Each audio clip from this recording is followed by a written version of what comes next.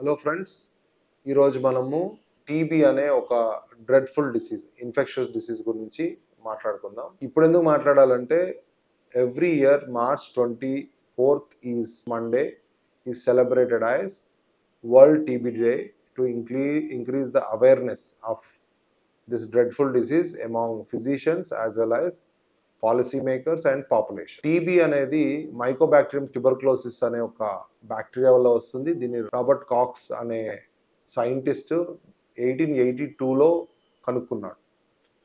March 24th కనుక్కున్నాడు. కనుక March 24th of every year is celebrated as world TB day. ఈ దాదాపు 150 సంవత్సరాలు దాటినప్పటికీ ఇంకా మనము టీబీ కేసెస్ అనేది అంతకంతకు పెరుగుతూనే ఉన్నాయి. దాదాపు ప్రతి ఏటా 4 మిలియన్ కేసెస్, అంటే 40 lakh cases worldwide new cases TB detect అవుతున్నాయి. ఈ డిసీజ్ అనేది especially when comes in children, it affects their growth and it is a dreadful disease. It enters through the lung, అంటే lung ద్వారా enter అవుతుంది. Most common is lung TB which spreads to others.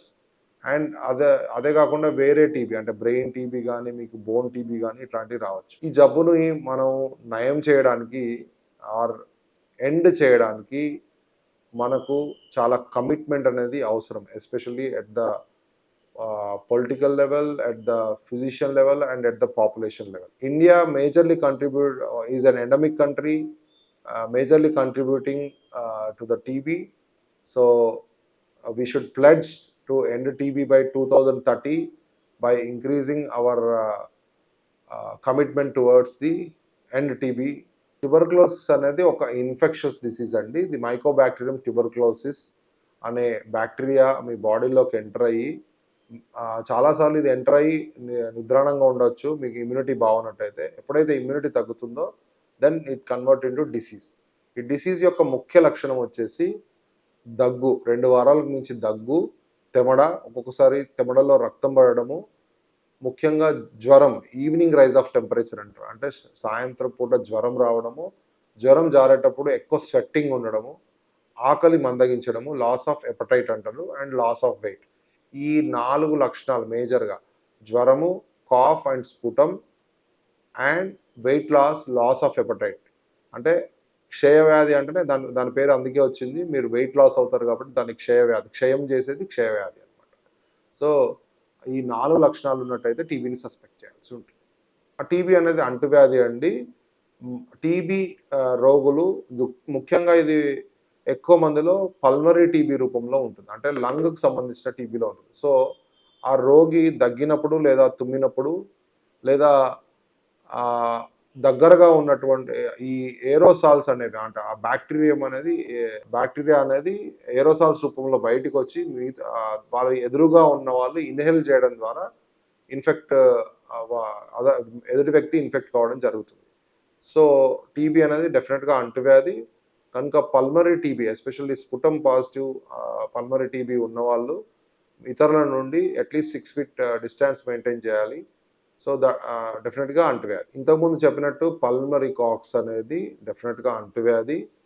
వారికి దగ్గరగా మసిలినట్టయితే వారు దగ్గినప్పుడు లేదా తుమ్మినప్పుడు డెఫినెట్గా ఆ bacteria అనేది ఏరోసాల్స్ రూపంలో బయటకు వచ్చి మనం ఇన్హేల్ చేసినట్టయితే ఎక్కువ ఇన్ఫెక్ట్ అయ్యే అవకాశం ఉంటుంది.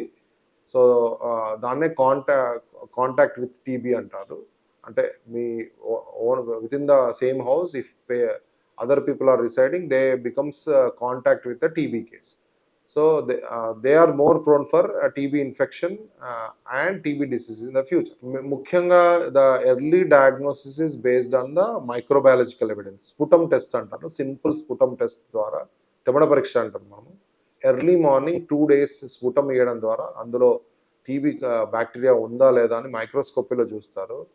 దాన్ని జీల్ నిల్సన్ స్టెయిన్ అని అంటారు. ఇది దాదాపు అన్ని చోట్ల, ఈవెన్ గవర్నమెంట్ హాస్పిటల్స్లలో, డిస్ట్రిక్ట్ ట్యూబర్క్లోసిస్ సెంటర్స్లలో, అన్ని చోట్ల ఈ సింపుల్ టెస్ట్ అవైలబుల్ ఉంటుంది. సో ఏమాత్రం అది ఉన్నా కూడా మనము ఈ టెస్ట్ చేయించుకుంటాం. దాంతోపాటు almost now by WHO funding as well as various NGOs funding, మనకు జీన్ ఎక్స్పర్ట్ అనే ఇంకొక సింపుల్ టెస్ట్ కూడా ఈ స్ఫుటంలో చేసేటువంటి అవైలబుల్ ఉంది. ఇది చాలా తక్కువ బ్యాక్టీరియా ఉన్న టీబీ కేసులను కూడా ఎర్లీగా డిటెక్ట్ చేయడమే కాకుండా మెయిన్ డ్రగ్ అయినటువంటి రిఫాంపిసిన్ అనే డ్రగ్ ఆ టీబీ మీద పనిచేస్తుందా లేదా కూడా చెప్తుందన్నమాట. అంటే స్ఫుటం శాంపుల్ మనకు పాజిటివ్ రావడానికి చాలా ఎక్కువ నెంబర్లో టీబీ బ్యాసిల్ అయ్యే స్ఫుటంలో ఉండాలి. బట్ జీన్ ఎక్స్పర్ట్ కనుక మనం ఆ టెస్ట్ అడ్వాన్స్ టెస్ట్ ఇది అండ్ ఒక 3 గంటల్లోనే మీకు రిపోర్ట్ వస్తుంది.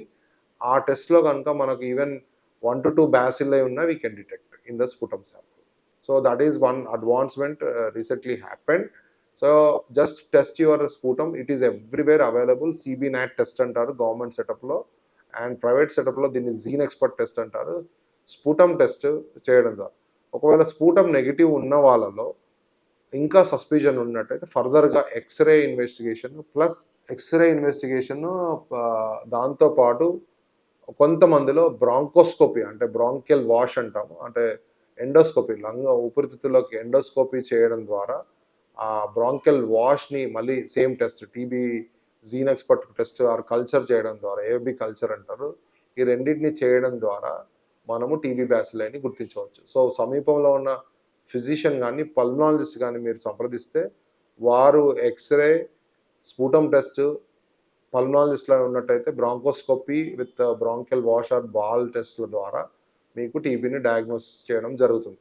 ఇకపోతే ఇది లంగ్‌కి వచ్చి ఎక్స్ట్రా పల్మనరీ టీబీ అంటే ఊపిరితిత్తుల్లో కాకుండా వేరే చోట్ల వచ్చే టీబీకి major way of doing diagnosis by histopathologic sample. అది లింఫ్ నోడ్‌లో అయితే ఎఫ్ఎన్ఏసీ గానీ బయాప్సీ చేయడం ద్వారా గానీ ఏ ఆర్గాన్ ఎఫెక్ట్ అయిందో దాని నుంచి బయాప్సీ చేయడం ద్వారా హిస్టోపాథలాజికల్ అనాలిసిస్‌లో నెక్రోటైజింగ్ గ్రాన్యులోమేటస్ లీజన్ అట్లానే తీసినటువంటి బయాప్సీ శాంపుల్‌లో అగైన్ జీన్ ఎక్స్పర్ట్ చేయడం ద్వారా మనము మైక్రోబయాలజికల్ ఆర్ పాథలాజికల్‌గా టీబీని మనం డయాగ్నోస్ చేయవచ్చు. అంటే అన్నీ తినొచ్చండి. ఎటువంటి రెస్ట్రిక్షన్ లేదు. దాంతో ఫ్రూట్స్ అన్నీ తినొచ్చు. Unless you are diabetic and there is some control over your medicines. అన్ని ఫ్రూట్స్ తినొచ్చు.